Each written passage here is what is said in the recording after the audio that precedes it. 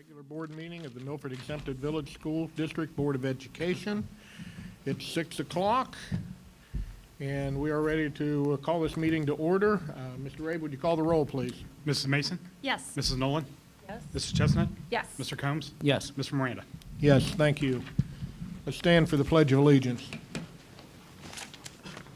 I pledge allegiance to the flag of the United States of America and to the republic for which it stands, one nation, under God, indivisible, with liberty and justice for all.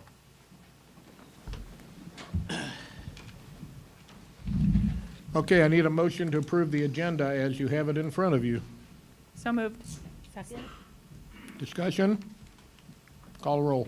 Ms. Mason? Yes. Mrs. Nolan? Yes. Mrs. Chestnut? Yes. Mr. Combs? Yes. Mr. Miranda? Yes, thank you. I need a motion to accept the minutes of the board work session of September 6, 2022. So moved. Second. Discussion? Call a roll. Mrs. Mason? Yes. Mrs. Nolan? Yes. Mrs. Chestnut? Yes. Mr. Combs? Yes. Mr. Miranda? Yes, thank you. I now need a motion to approve the minutes from the regular board meeting from September the 15th, 2022. So moved. Second. Discussion? Call a roll. Mrs. Mason? Yes. Mrs. Nolan? Yes. Mrs. Chestnut? Yes. Mr. Combs? Yes. Mr. Miranda? Yes, thank you. For those of you who are wondering who I am, I'm Dave Miranda. I just had some cataract surgery done this month, so you won't see me in glasses anymore. So if you don't recognize me, that's the difference. So I can put on the shades, and that should help you remember who I am. But that is behind me, and I have 20/20 vision right now, so life is good. Let's move on. Presentations. John Spicer. Thank you, President Miranda. Members of the board, it is my privilege to introduce Mr. Josh Kaufman, our Director of Fine Arts and Extracurricular Activities, for this evening's art recognition. Thank you, Superintendent Spicer. It's a pleasure again, as we do each month, to recognize our fine student artists throughout the district. I'm going to invite all of our student artists from Milford Junior High, as well as Miss Whitty, one of their art teachers. We also have Mr. Ferguson here representing the junior high. If you'd like to come up, we can recognize your artwork. I'm incredibly impressed with the artwork at the junior high. Graphic design and digital media continues to grow at the junior high, which is relatively new to see this level of work from our junior high students. It's really exciting, and it certainly plays into some of the strengths of our high school art program as well. So we have 5 and a half, and I'll get to the half here in a minute, student artists to recognize this month. First, we have 7th grader Wesley Young with his digital media poster, which is this one here with the dinosaurs. Wesley, congratulations. There you go.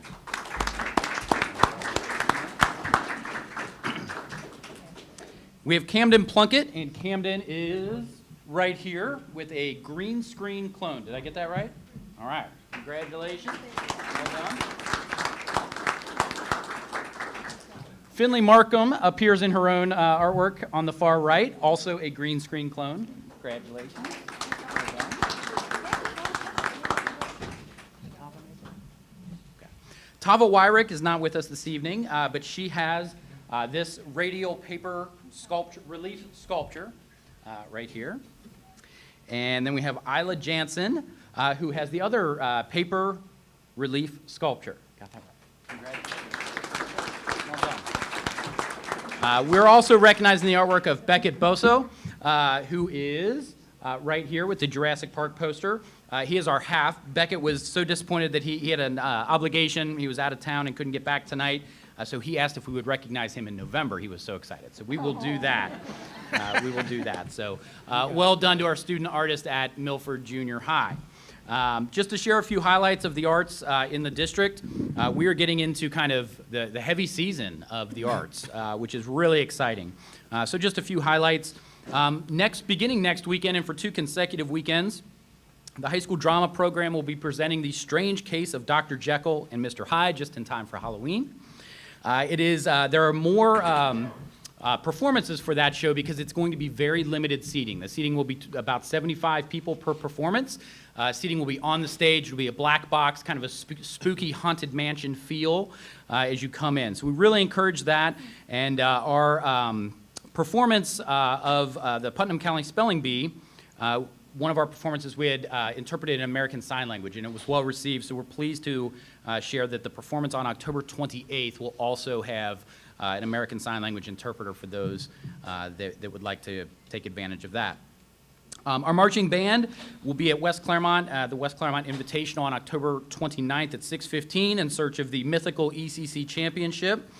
For marching band, there is not an ECC championship for marching band, but after that contest, we'll have knocked off all of the ECC schools. So we are excited about that. They will also be in Grand Nationals competition in Indianapolis at Lucas Oil Stadium on Thursday, November 10th with a 1 o'clock performance time. If you watched any of the events or had a chance to take in Blink last week, we were also very privileged that our drum line was a part of the parade and was exceptional. The announcers on the TV broadcast raved about the Yellow Submarine as it came down the parade line. And then finally, our high school choirs will be performing at the National Acapella Showcase in Dayton, Ohio on November 11th and 12th. So we continue to be excited about the arts in Milford and extremely, extremely grateful for the support of the arts by the Board of Education, Mr. Spicer, and the entire district administration. Thank you. We need to work on getting the mythical ECC championship into the All-Sport Trophy, because I know we'll be in first place if we do that. Okay, moving now to our first public comments. I have none at this time. We have none, so we will move in and out of that very quickly. And we have another one later in the meeting. And now we're going to go to the treasurer's report. Mr. Rabe. Thank you. Recommend the following 3 items for approval. The first item is the board reports for the month ending September 30th, 2022, the appropriation resolution, as well as a transfer of funds from the class of 22 to the classes of 24, 25, and 26. Need a motion to accept items 1 through 3 on the treasurer's report. So moved. Second. Discussion? Just a couple items to point out about the board report. We did end the month with a little over $51 million in the general fund. On the reports since last month, we did the annual appropriations, the all fund summary, that those numbers are calculated in there, so those percentages are up to date. We did receive a little over $19,000 in the general fund interest for a total of $50,000, a little over $50,000 on the year. $5,300 in the bond retirement fund for $159,000 on the year for those. The annual appropriations resolution, we did receive 5 smaller grants, most of them at the elementary level, 1 at the high school level. Most of those are for PBIS. The high school is for some books.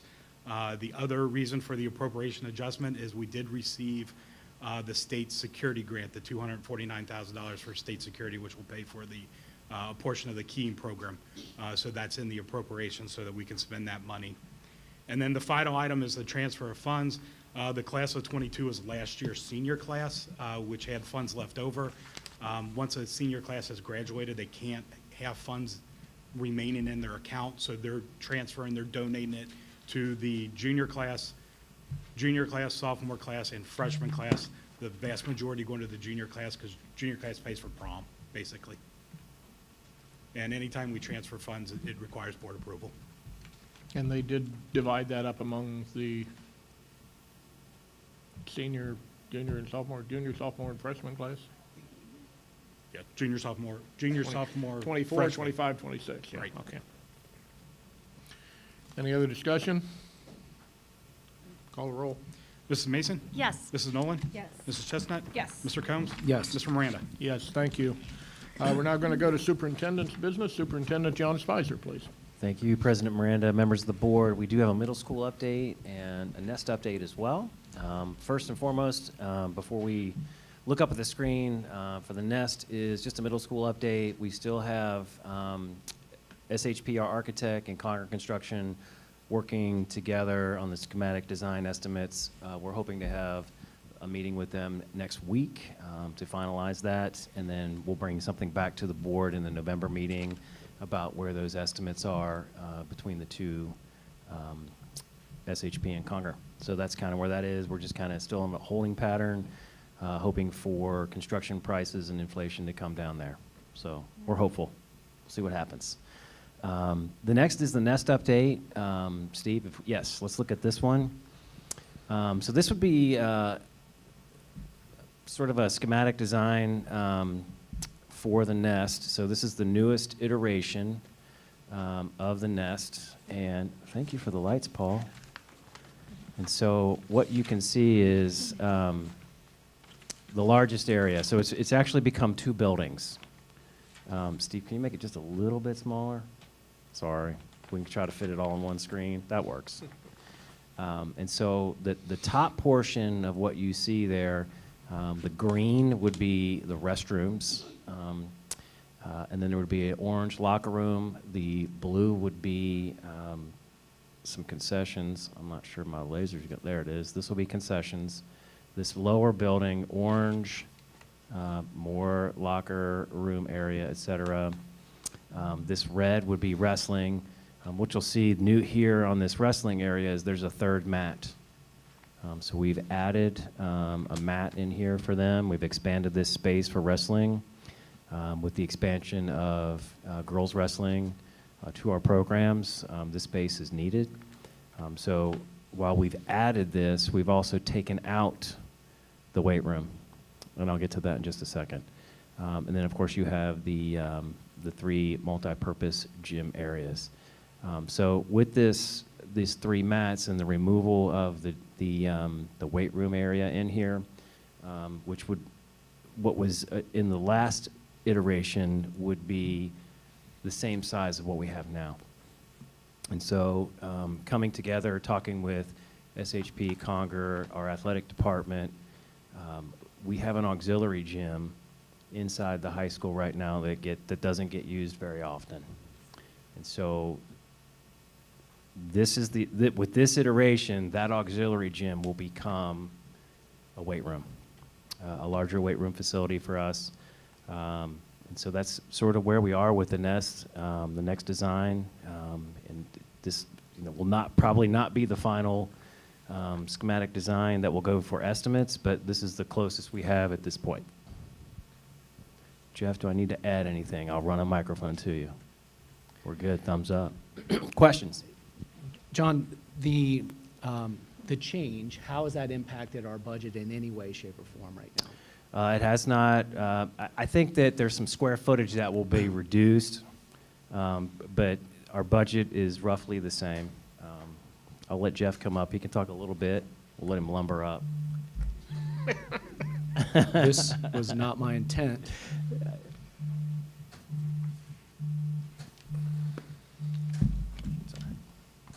He can't sit very long anyway.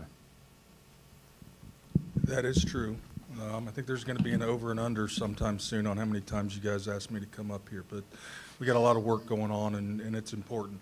Mr. Spizer's right. Actually, moving the while we were able to expand the wrestling area with the needed utilization in that program, moving the weight room to the auxiliary gym actually shrinks the whole project by about 5,000 square feet.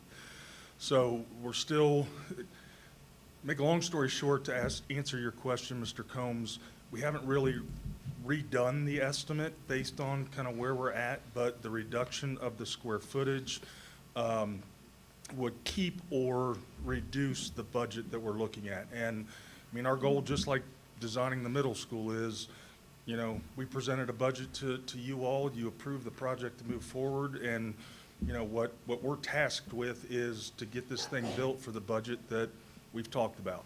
And I still believe that we can get that done. So that's kind of where we're at. You know, we're looking at, you know, these buildings are a combination of pre-engineered metal buildings and masonry, and we're working on the budget on the pre-engineered metal buildings. We're doing single slope roofs because it's cheaper to do it that way. So all along in this design process is still budgets, certainly high on our minds, and as well as making sure that we meet the needs. Probably the biggest thing with this design, and I don't know if you added the site plan. I did.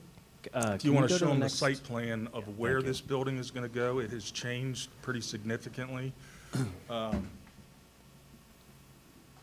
This is it right here, if you can That's it see right the there. laser.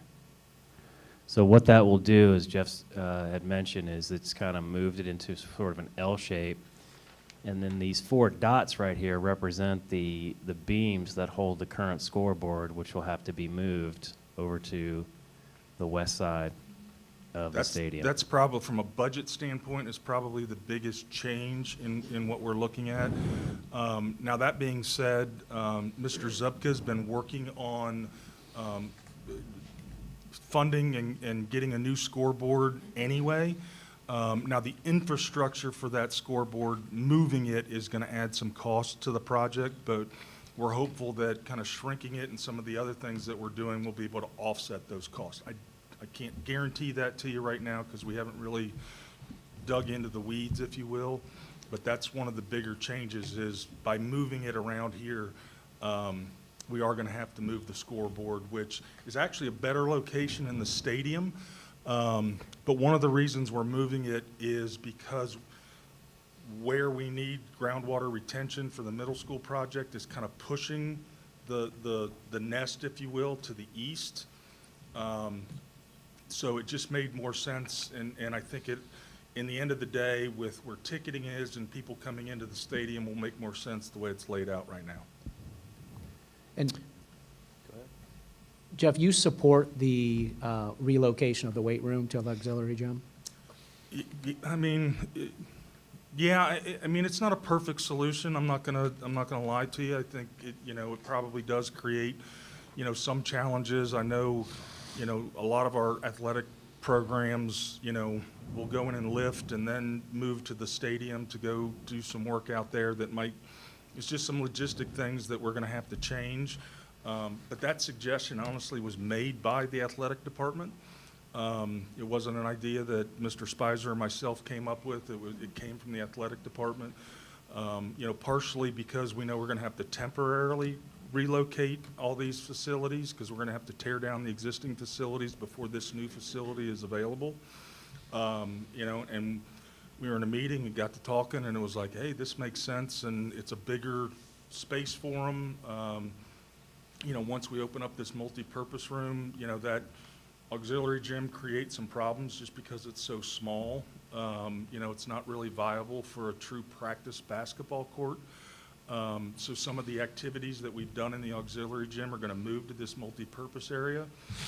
So once we get this open, the reality is we didn't really, we saw the auxiliary gym being used a lot less anyway. So it did kind of make some sense to move the weight room into the auxiliary gym. I think what Jeff also mentioned, I'm kind of showing where this stormwater detention area would be, is then it potentially opens up this area right here for more parking. Parking costs money. Asphalt is not cheap. But this area could be the potential for 75 to, I think, 125 parking spaces as well. So there could be some additional use of our land. And as you can see, I mean, this whole area, it's tight. I mean, this campus is tight. So there's some benefits. Well, plus the fact that I think one of the benefits that you get here that we don't really think about a whole lot is getting bathrooms into the stadium is a great thing. Getting bathrooms closer to both sides of the stadium rather than having them all over behind what would eventually be the home side and having to subject our visitors to have to walk a mile to go to the bathroom. I think this is also a good solution for that. Well, and I would also include the concessions as a part of that it more centrally locates concessions to both sides of the stadium. It also moves the visitor locker room, that orange section that Mr. Spicer was pointing out. That's where the visiting athletic teams, obviously mostly football, but lacrosse and other sports that are played there, they would go into that area, which again ends up being a little more convenient for the visiting team and keeps home and visitor away from each other, and you know, logistically on a Friday night, you know, makes a lot of things work a little bit better. And the other thing that you didn't mention that I know is involved in this, because I asked, is the stands in the east end zone. Those will most likely go away. That's a great question, or a great comment, if I may. These stands right here will likely go away due to the fact that this building encroaches where the current high jump pit is. So we would not have a location for the high jump pit, and so we would have to move it into this D shape right here. And then we also have some issues with shot and disc, which are currently, you know, over in this area where the middle school is going to be. So we're going to have to get creative with that as well, with this green area and potentially a partnership with our neighbor.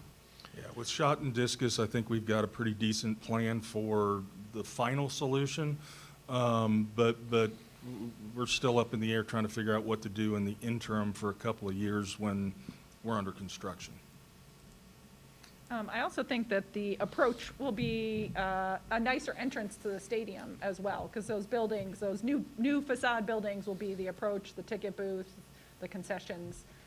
So I think that'll be a neat, welcoming. I have space. wanted to change the entrance into Eagle Stadium probably since I got here, and I will be very happy to see that updated and looking as good as it should be in our The school little district. hut around the corner And if you're- isn't quite as welcoming. If you're not up to it with your leg, I'll be perfectly willing to come swing the axe for you.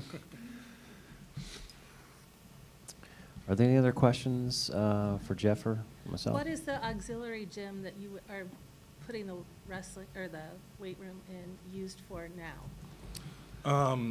So they have some phys ed classes in there. There's batting cages that are in there. They do use it for some volleyball and basketball practice. And then in the springtime, it is used for some for testing, AP testing. AP testing. For AP testing. So it is utilized. Again, we're going to have a short window where neither one will be available, but you know, I think we've got some plans and we're working on them because a lot of those activities that are currently in that auxiliary gym are going to be able to be moved into the nest once it's complete. We'll probably move the batting cages. We'll move, you know, practices will be able to happen in you know, that multi-purpose area. Even the AP testing, we've talked about possibly, you know, some of the big AP classes potentially being able to set up tables and have testing in there as well. So really pretty much anything that exists, that happens today in the auxiliary gym will be able to be moved, if not somewhere else, but definitely into this new facility that we're creating. Okay, any other discussion, questions?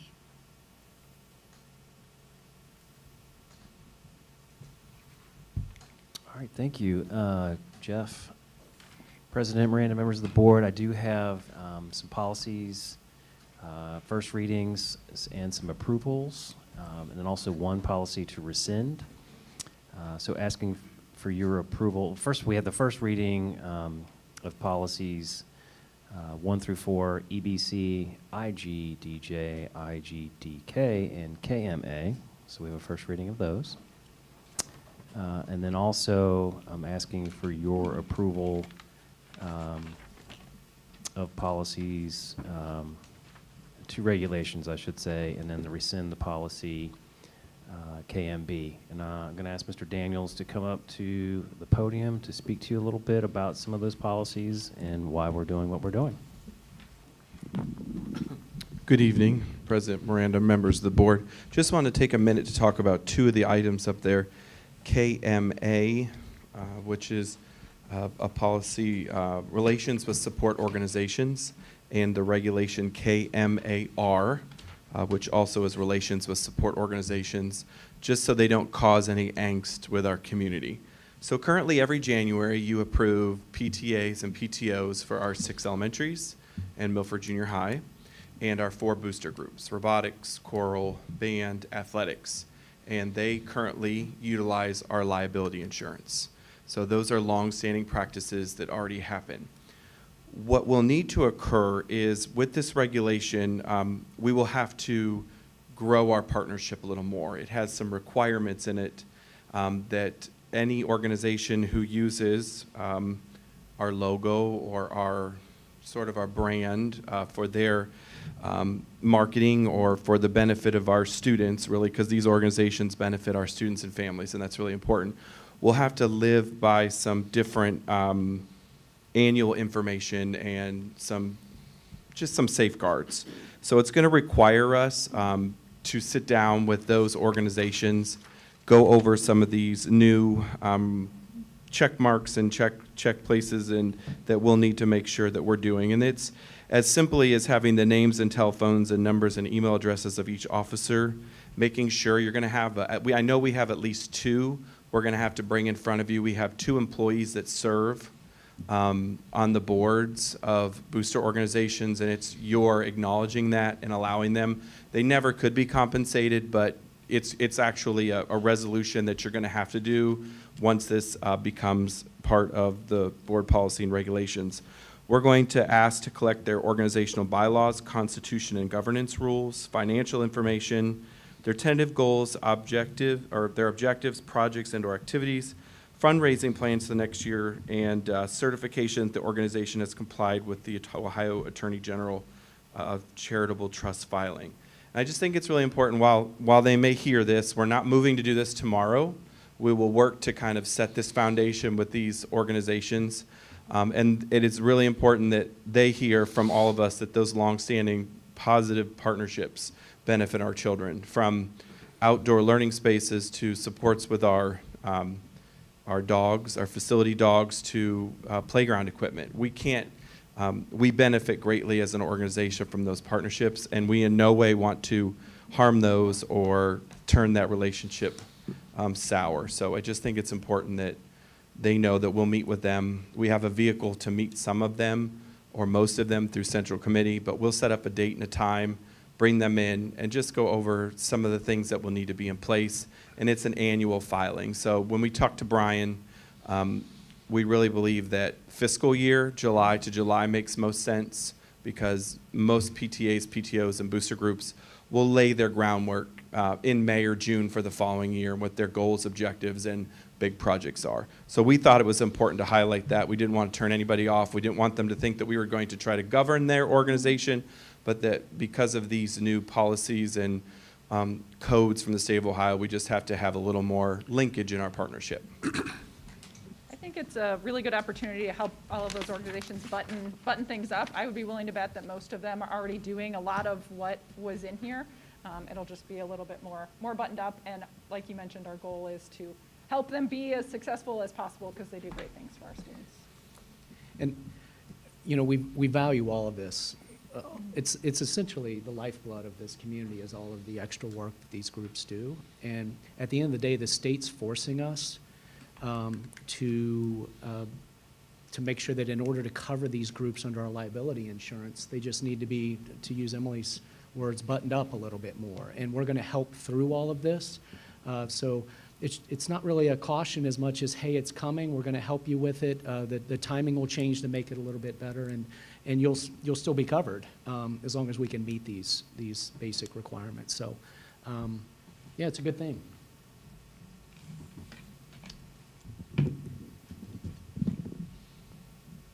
Are we going to do both of these items together, Mr. Stein? Yes, Okay. Just one item. just one item. Well, The other there's- ones are readings. Oh, Yes, excuse me. yep, the Polly rescind is just a reading, yep. So, any- I have a policy comment. Do you want me to, wait, just in general? So for the policy meeting with the committee, we meet once a quarter. We met this last time. We covered policy BDDH, which I bet Paul's the only one in the room who would know what that is, but it's the public participation policy. When Milford as a board, before Dave and I got on, our policy said 60 minutes of public participation at the end of the meeting. And there was some feedback that the board took to heart that said, well, we'd like to have an opportunity to speak to agenda items, because at the end of the board meeting, everything's mostly been voted on already. So that board added 30 minutes earlier in the meeting. So right now, Milford has a total of 90 minutes in the policy. And so 30 minutes before to address items on the agenda and 60 minutes at the end. And I think public participation is definitely one way to talk with us as a board, as boards. But it really is just a one-way communication. By the end of the meeting, we don't typically answer you up here. We can answer you later. My best feedback that I've gotten as a board member is when I'm in the community at soccer games and scout meetings and PTO events, and people say, hey, what about this? And, pick my brain on things. And we all have emails that you can reach us. I looked into 10 surrounding districts: Forest Hills, Loveland, Oak Hills, Lakota, Lebanon, Mason, Goshen, West Claremont, Sycamore, and Fairfield. And every single one of their policies was 30 minutes or less of public participation in the meeting. And so I propose, and this, I can work with Paul later, that we right size and have 30 minutes and 30 minutes. I think 30 minutes and 60 minutes is kind of excessive. Dave and I have lived through meetings where there was a lot of public that wanted to be here, and at any given meeting, we can always extend it. But I think it would just be to be more in line with everybody else. And that would still give us double of what most of the other committees have, or school boards around here have. So that was just my policy comment on BDDH. So I noted we discussed this at policy. I was there. So we'll take it back to committee. We'll talk about it. We'll see what we can come up to, where some form of agreement or, lies, and then we'll bring it back out here, do the reading, and get it taken care of, I think. And policy, are we meeting again in November? When do we meet it? Or do we have a date yet? We just met October. January? It will be either January or February. Okay. It just depends on when the policy development quarterly comes out. Okay. I think one of the most important things that you mentioned, Emily, and we talk about this in policy, is to kind of benchmark where we are with others, right? I was like, well, how are we compared to others? And the fact that you've done that, and we're still double what most other, candidly makes me feel a little bit better about this, number one. Number two, the fact that we can always extend if there's something is also a second piece of flexibility, because what I don't want anyone to feel is that we are limiting public participation, because it's candidly one of the best ways that I get a chance to hear, outside of phone calls, emails, and text from others, but I get a chance to hear in a public forum how folks feel about the work that we're doing as a district. So I encourage it. I thank you, everyone that delivers a message, whether I agree or not. I actually encourage everyone to speak up very freely in these meetings. So thanks for the legwork. It's in consideration. Yeah. Yeah, I don't think this is going to be a hard sell for this group, reading the tea leaves here and knowing the discussion we've already had in committee to get this accomplished. So we just need to get to the next meeting, get it taken care of, Yeah. and then bring it out. Yeah. And typically, there are very few months where we're meeting that 30-minute, and if we need to extend, we can. Yeah, So. the flexibility is there for us, so. Thank you. Okay, so at this point, I guess I need a motion to approve item 3. Is that correct? Item 3, as we've discussed it. So moved. Second. Any other discussion? Call a roll. Mrs. Mason? Yes. Mrs. Nolan? Yes. Mrs. Chestnut? Yes. Mr. Combs? Yes. Mr. Miranda? Yes, thank you.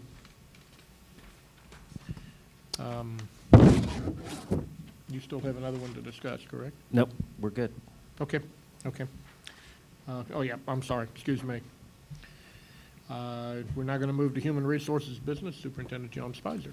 Thank you, President Miranda, members of the board. We do have, for your approval this evening, certified, classified, supplemental, and a leave of absence, items 1 through 4. Okay, Jerry, would you like to comment on our process for going through these things? We've commented on this before, but we'll certainly do it again. It never hurts to hear for everybody to hear it again. Yeah, so we decided as a board, in conjunction with the administration, that some of the, and I use the word bobblehead. In fact, this is the second time tonight, because I told Morris this would be a bobblehead situation.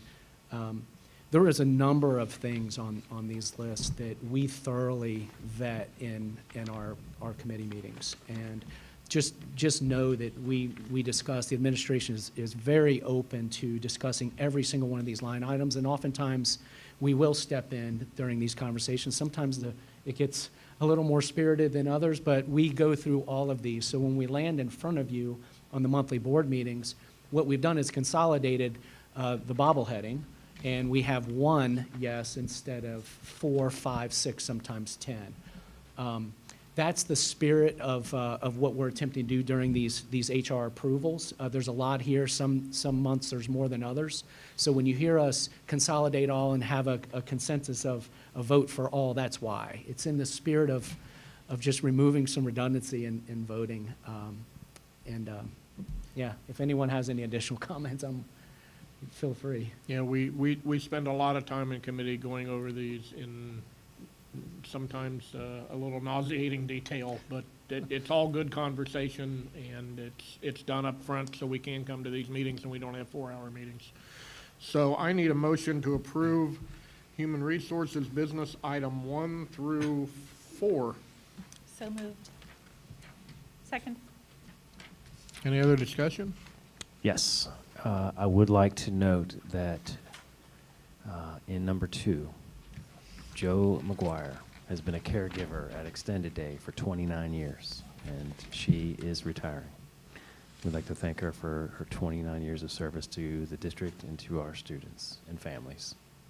I would personally like to say that Joe, she's not here, obviously, she didn't know we were going to talk about her, but she, as a preschool extended day worker, all 4 of my children started at the preschool in extended day, and leaving a 3-year-old for all day long is a really big thing, and she was just so great with all of my kids and welcoming them and they were well cared for. I mean, I remember her just, like taking their hands and walking them away. I don't know who's crying more, the parents or the kids, but having people like Joe at the extended day for the preschool is amazing.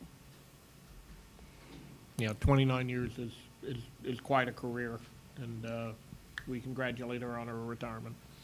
Ms. McGuire, we thank you. Any other discussion?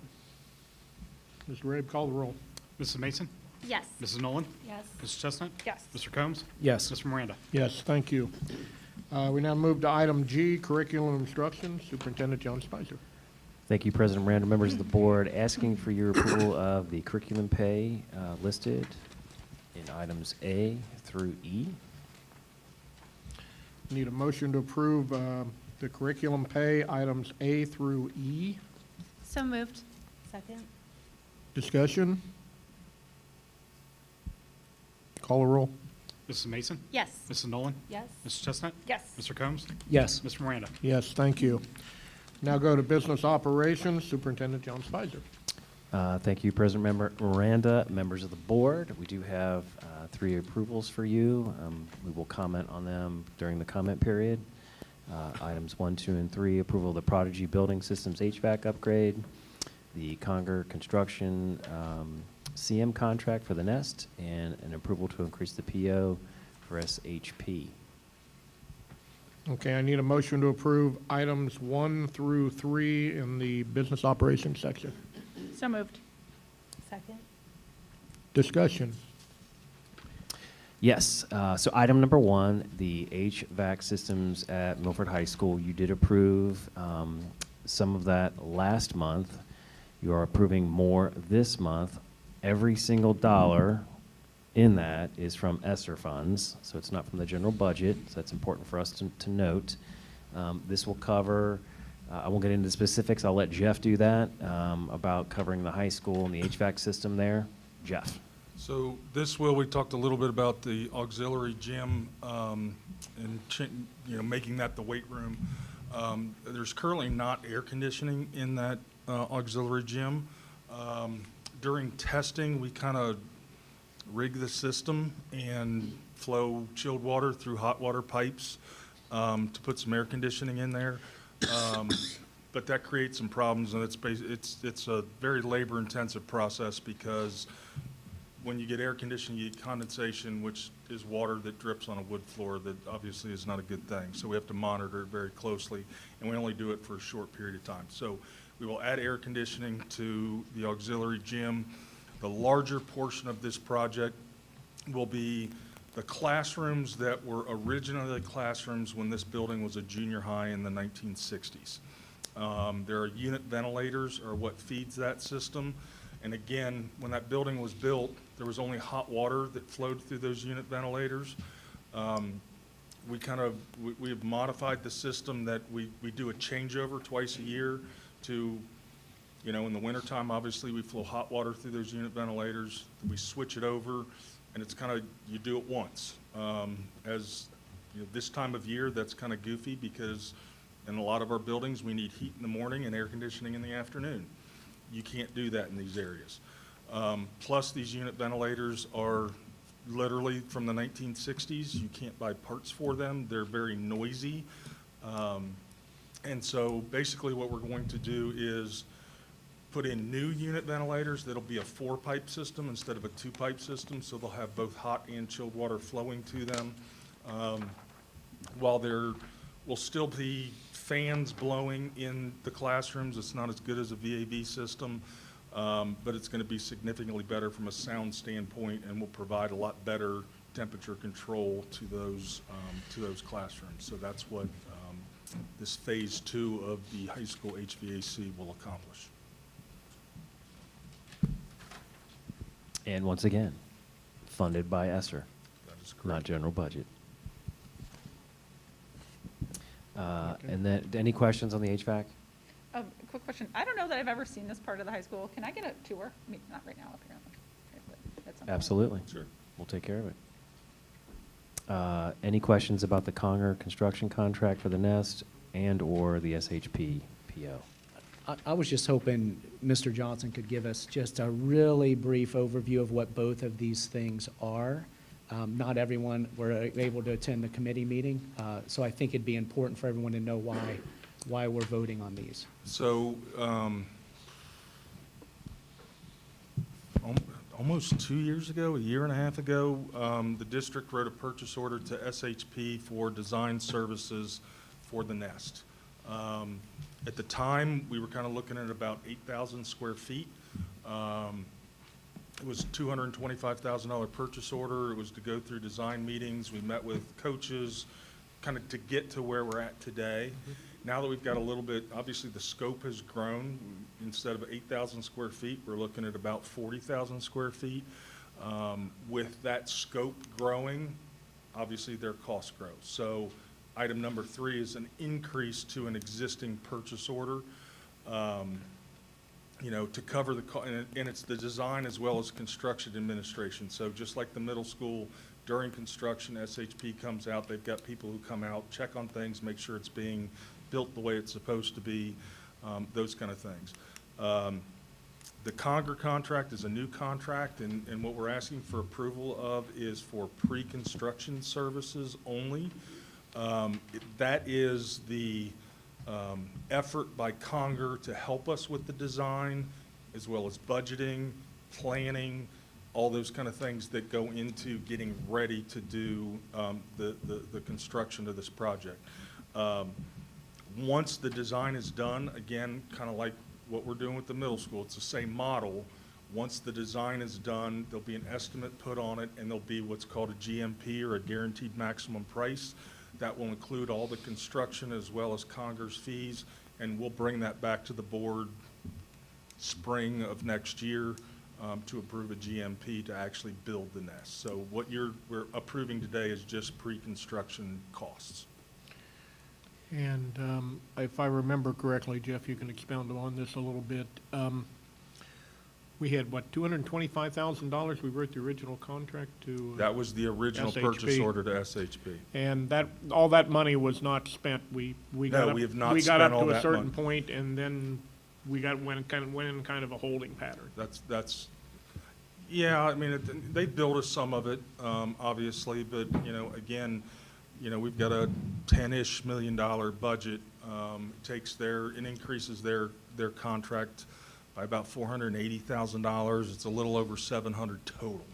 Mm-hmm. So that would be the new contract to SHP. Okay.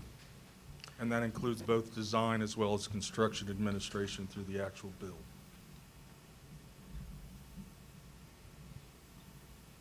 Okay, any other discussion?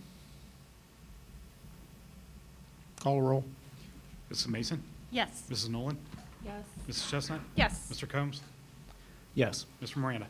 Yes, thank you. We come to the concluding items, the next regular board meeting.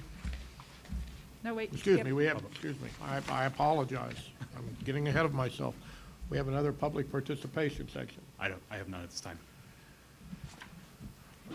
Takes us to our concluding items. The next board meeting is scheduled for November the 10th.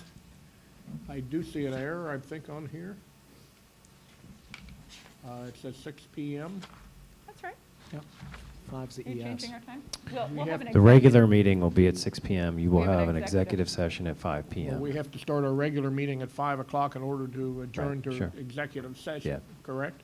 Correct. When we send out the notice of posting of the meeting, we'll include that in there, that notice that goes out. Okay, fair enough, fair enough. I just want to make sure we're accurate in what we do. So, we now come to closing comments from the board. Someone take it away.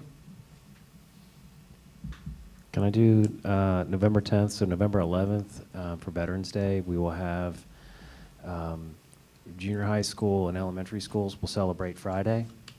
High school will have speakers and celebrations on Monday, so that some of those speakers can go to the elementaries and then they can come to the high school, and just want to get out in front of that. We did that last year and some folks were not quite so happy, but there's a method to the madness.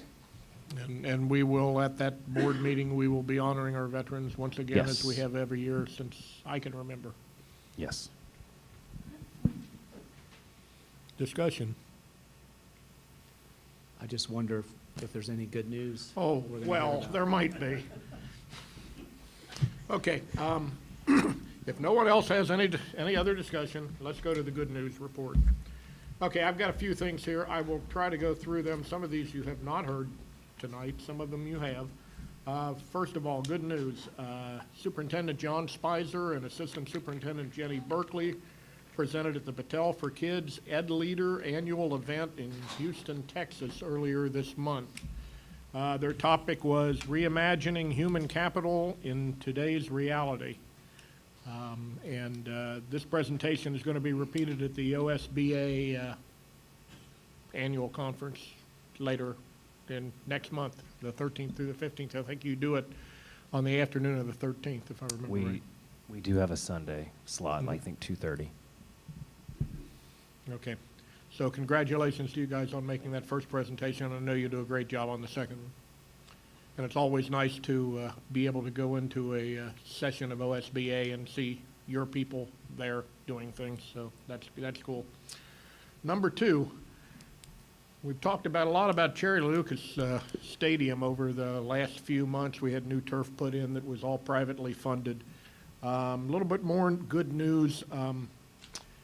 In about 15 minutes, they're going to fire up that scoreboard for the first time. That we have a new scoreboard over there, donated by the Milford Kickers Club. The Milford Kickers Club is a private organization that operates under the auspices of the Milford Athletic Boosters, so they have kind of a dotted line to the Athletic Boosters.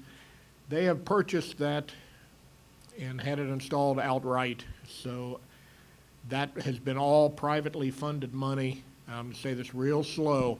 No tax dollars were used for that scoreboard. Just like the turf, no tax dollars.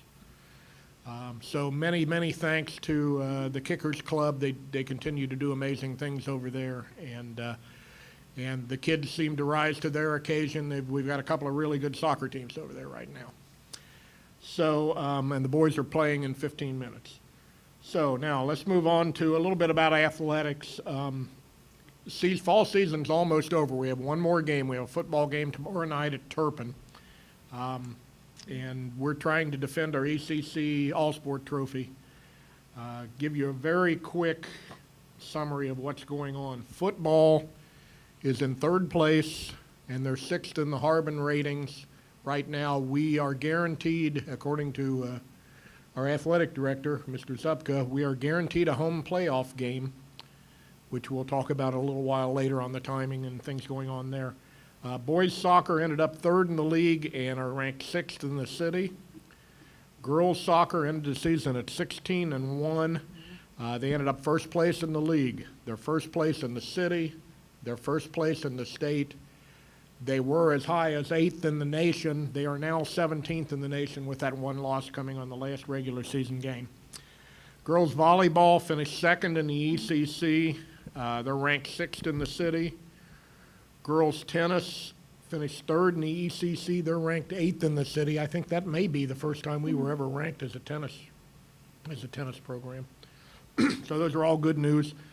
Golf finished, boys finished 6th place. Girls finished 4th place, and we had nothing to report last time on cross country, but we do now. The boys cross country team finished 3rd in the league, and the girls finished 5th. So good seasons for all those teams. Our student athletes have had a great fall. It's obvious from what I've just said.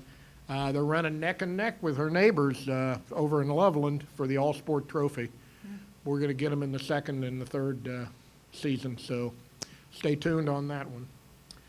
As far as dates to remember, soccer game tonight for the boys. Saturday night is the last time you'll get to see the #1 team in the state, the girls soccer team, play their final home game against Western Brown at 7 o'clock on Saturday evening. It's a tournament game, so no passes work for that game.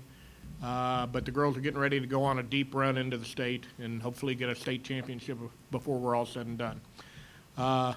Football team, as I said before, has a home game. We do not know who that opponent is going to be yet. That'll be decided by the games tomorrow night. It is going to be Friday, October 28th at 7 o'clock at Eagle Stadium. So get there early if you want to park. High school, Mr. Kaufman talked about this. Jekyll and Hyde, Strange Case of Jekyll and Hyde is going to have, I believe I counted 7 shows over 6 days. We're doing 1 matinee. That will be the 28th, 29th, and 30th of October, and the 6th, 7th, and 8th of November. Tickets are $10. You get them online. Athletics will have an early signing day for our student athletes. It will be held on Wednesday, November the 9th. There's an awful lot of things in that particular week. The marching band is going to compete at Bands of America on the night of the next board meeting. Unfortunately, or on the day of the next board meeting at Lucas Stadium in Indianapolis. We may be able to get over there and then get back for the board meeting if we're lucky. They perform at 1 o'clock, and they've got a great show. I've seen it 2 or 3 times, and they're doing a great job, and we expect them to score really well, and hopefully they're going to make the is it semifinals or finals? Semifinals. The Milford School Choir is going to perform at the National Acapella Competition in Dayton Friday and Saturday, November the 11th and 12th. Eagle Madness. We're now getting into winter sports. We have Eagle Madness on Friday, November the 18th at the high school gym. It features all of our boys and girls basketball teams from our, you just looked at the little schematic of what the nest is going to look like, and 3 additional basketball courts. The reason we have to do things like that is because we have 14 basketball teams from the 7th grade through the 12th grade, and they're all going to be at Eagle Madness, every one of them. They'll all get introduced. They'll do some fun games and maybe do a little bit of a scrimmage as well. And we have a new coach in Brandon Baker coming there for his first time. So, and I can remember when he went to Eagle Madness and participated as a player. It hasn't been that long ago. The next to last thing, I'm going to ask you a question because I did not write this one down when I should have. We have Thanksgiving vacation this year. It is the full week of Thanksgiving. Yes. So what are the dates on that? I feel like it's the, I don't know.